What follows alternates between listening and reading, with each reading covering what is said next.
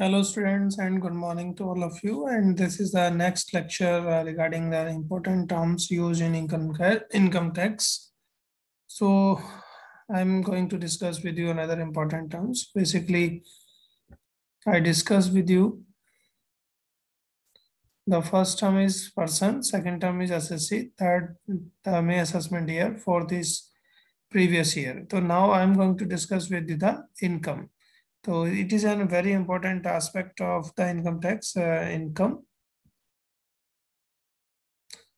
According to Section 2, subsection 24 of Indian Income Tax Act 1961, the income is defined as, but this definition is includes, not exhaustive.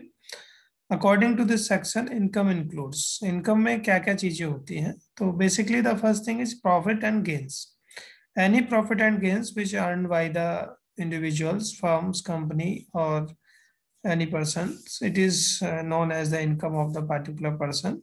Second thing is dividend. So dividend basically the dividend is the part of profit which is gained by the individual. Third is voluntary contribution received by a trust created wholly or partly, and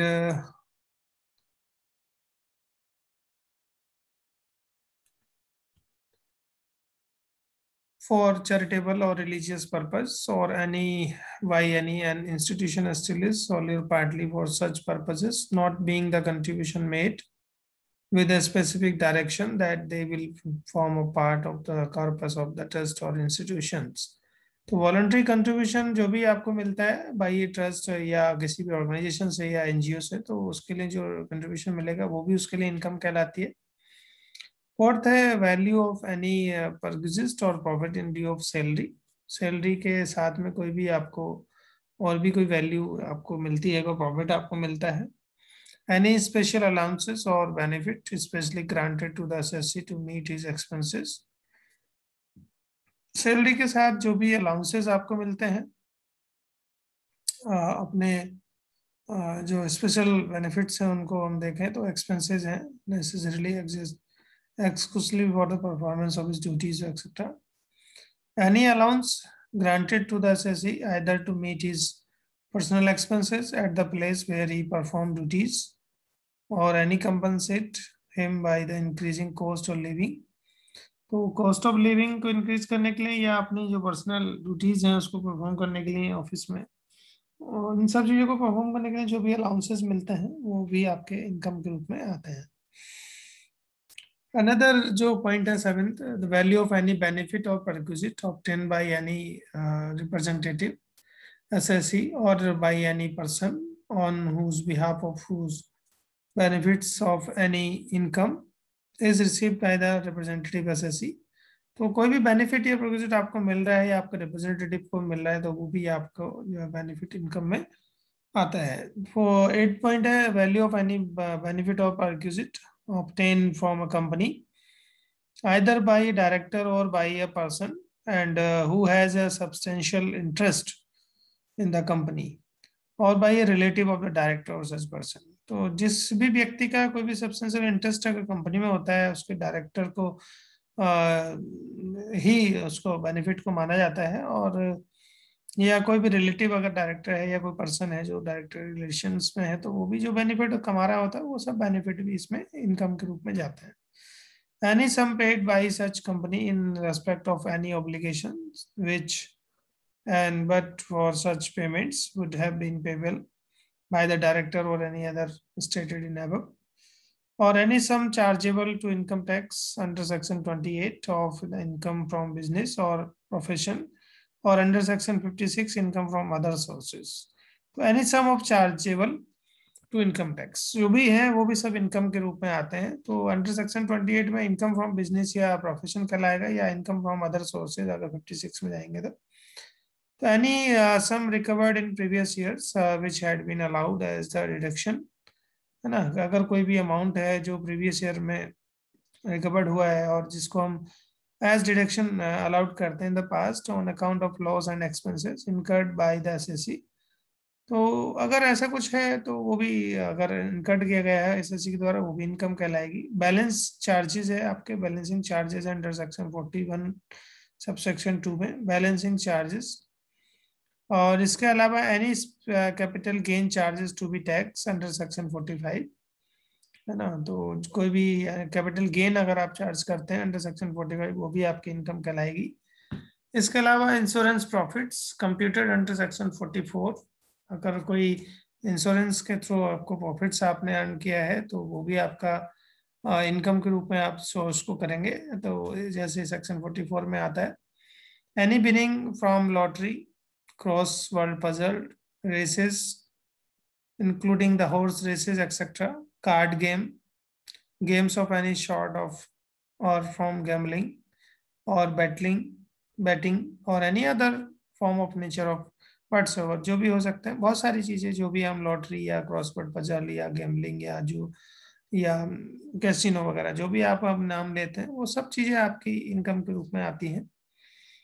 इसके अलावा any sum received by the assessee from his employees as contribution to any fund of for the welfare of employees. ठीक है, अगर कोई भी जो SSC कोई company है, फर्म है, अगर वो एम्प्लॉयज के द्वारा कोई फंड ले रही है वो भी अगर उस पर रिसीव हो रहा है तो उसको भी हम इसमें इनकम के रूप में देखेंगे। एनी सम इंक्लूडिंग बोनस रिसीव्ड अंडर की मैन इंश्योरेंस पॉलिसी, अगर की मैन इंश्योरेंस पॉलिसीज के रूप में आपको बोनस अगर कहीं मिलता है तो भी आपके इनकम कहलाएगा।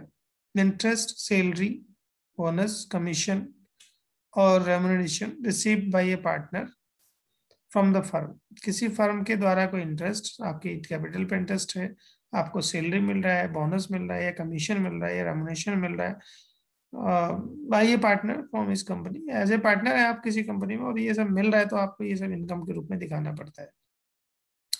विच इज अलाउड एज डिडक्शंस, इसमें कोई डिडक्शन जो होंगी वो आपको अलाउड हो जाएंगी बट आपको दिखाना पड़ेगा। Profit on sale of a licence granted under the import control order 1955 में अगर आप देखें तो प्रॉफिट ऑन सेल, अगर कोई लाइसेंस आप फेच कर रहे हैं, है ना, तो उसमें कोई प्रॉफिट आप कमा रहे हैं। कैश असिस्टेंस रिसीव्ड और receivable bye any person against export under any scheme of the government of India, तो ये सब टर्म है जो कैश के रूप में आपको दिखते हैं।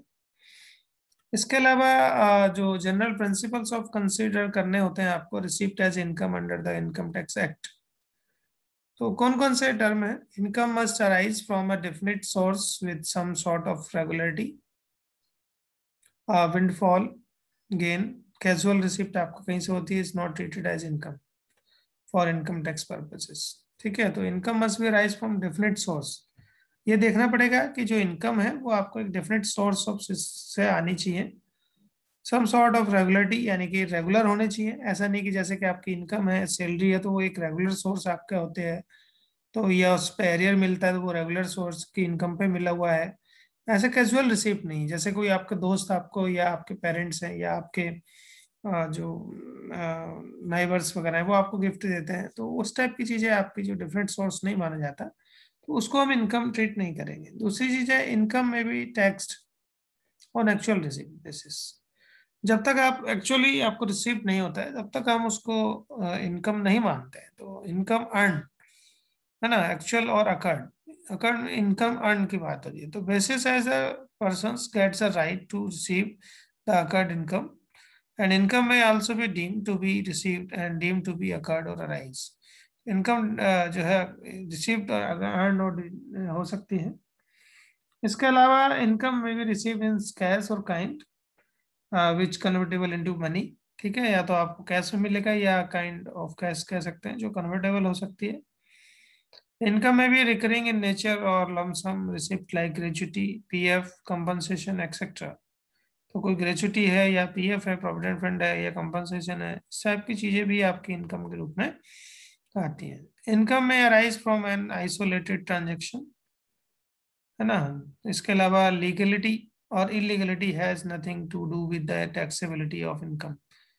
ठीक है, इनकम लीगल है या इलीगल इसका कोई मायने नहीं रखता है, इनकम इनकम होगी इनकम टैक्स के डिपार्टमेंट के हिसाब से। Illegal incomes are also taxed, उस पर भी टैक्स लगेगा। Next point है disputes. Disputes as to the title of income cannot defer or postpone the assessment tax liability of the person and it I taken as income of the recipient or beneficiary. And other thing is income must be real, not fictitious या fictional नहीं होनी चाहिए income आपकी, real income आपको दिखानी पड़ेगी. It must arise from an outside agencies and for instance and drawing of goods he or she and which he sells and by the proprietor from his business is not sale to him in business. Therefore, one cannot make profit by trading with himself. Income may be temporary, part-time work for 3 months और permanent in nature भी हो सकती है. अगर आप minimum 3 months part time करते हैं वो भी इनकम आपकी टैक्सेबल इनकम होगी. परमानेंट इन नेचर दूसरी चीज है, नेचर आपका जो इनकम का है वो परमानेंट होना चाहिए. इनकम में भी ऑफ कैपिटल नेचर और रिवेन्यू नेचर दोनों टाइप की हो सकती है. But there should be a clear demarcation between the capital and revenue receipt income और एक्सपेंडिचर. ये भी आपको पता होना चाहिए कि क्या होता है. 11th इज वॉलंटरी पेमेंट की अगर हम बात करें, sum of money received without consideration of may also be chargeable to tax for instance per gift from the employer, है ना. तो इसको वॉलंटरी पेमेंट्स भी कहते हैं. कई बार जो भी जो आपका जो एम्प्लॉयर है वो आपको कई बार कुछ इंस्टेंस पर गिफ्ट वगैरह देता है तो वो वॉलंटरी पेमेंट कहलाते हैं. तो sum of money receive without consideration, बिना किसी कंसिडरेशन के अगर आप रिसीव कर रहे हैं, may also be chargeable to tax. ठीक है, या तो उसके बदले में आप कुछ दे रहे हैं. तो gift from the relative like marriage gift, birthday gift etcetera being personal income are not incomes in the hands of receipt of gift. तो ये जो गिफ्ट है इनको हम नहीं मानेंगे. ये रिलेटिव्स के द्वारा गिफ्ट है, बर्थडे गिफ्ट है, इनको इनकम नहीं माना जाता है. They are not treated as income. Income tax paid by the payer of income on behalf of the payee is taken as the income of the payee. So, for instance of income and tax paid by the employer on the salary of the employees is included in the salary income of the employees. In all cases in which a receipt is sought to be taxed as income and the burden of the proof lies upon the income tax department to prove.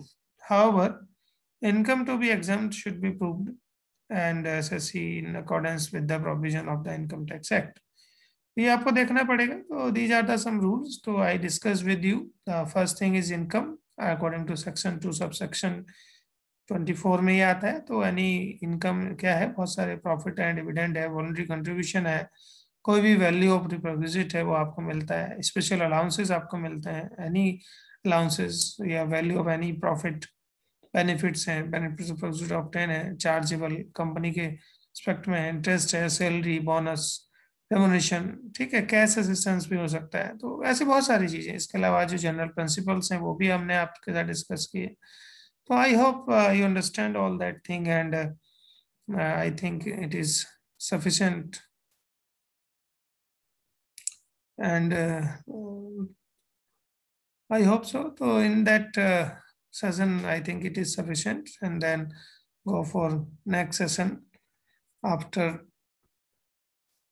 this. So thank you very much. Keep watching.